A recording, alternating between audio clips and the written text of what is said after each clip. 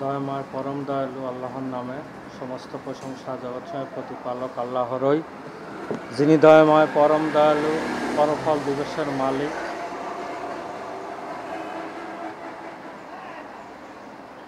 সালামুন আলাইকুম। যে যেখান থেকে আমাকে শুনছেন সকলকে মহান রবের পক্ষ থেকে জান্নাতি সালাম, সালামুন আলাইকুম। আপনারা অবশ্যই ভালো আছেন যে যেখান থেকে শুনছেন। আমি আপনাদের সামনে হাজির হয়েছি কুরআনুল কারীম থেকে একটি আয়াত পেশ করার জন্য। দেখুন, পৃথিবীতে কেউ যদি জমি কেনে তাহলে সেটা দলিল না থাকলে সে জমির দখলদার দাবি করা যায় না বা ভুয়া বলে প্রমাণিত হয়।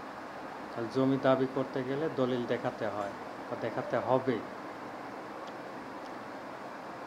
ঠিক তাহলে সেই দলিলের মধ্যে যেমন সমস্ত কিছু থাকে, একটা দলিল যে কেউ পড়লে বুঝতে পারবে যে এর মালিকানা কে।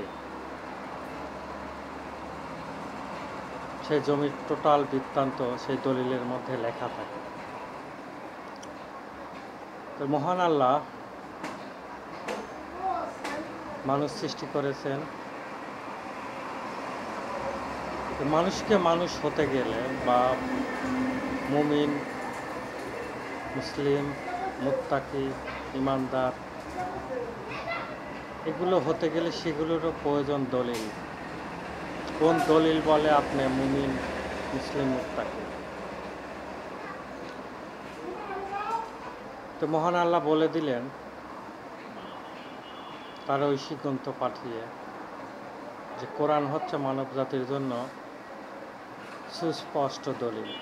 তার প্রমাণ 45 নম্বর সূরা 20 নম্বর আয়াত। আল্লাহ বলছেন এই কোরআন মানব জাতির জন্য সুস্পষ্ট দলিল।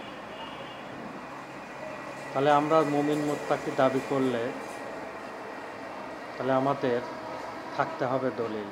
সেটা হচ্ছে আল্লাহর ঐশী বিধান কুরআনুল মাজিদ।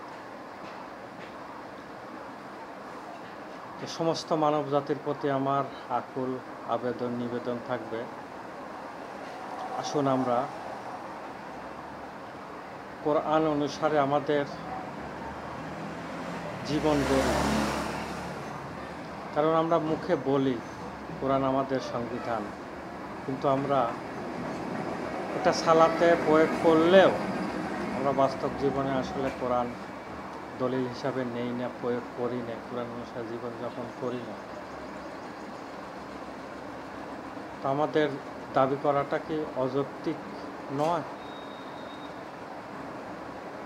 আমার আহ্বান থাকবে, আসুন আমরা শুধু মুখে বলাই নয়, আল্লাহর ঐশী গ্রন্থ আমরা আমাদের জীবনে বাস্তবায়ন করব। তাহলেই দুনিয়া এবং আখিরাতের কল্যাণ আমরা লাভ করতে পারব। তাই আশা আহ্বান ব্যক্ত রেখে আজকের এই ছোট্ট ভিডিওটি দেখার সকল প্রতি আমার আমন্ত্রণ। সকলকে আবার জান্নাতি সম্ভাষণ, সালামুন আলাইকুম। আজ এ পর্যন্ত।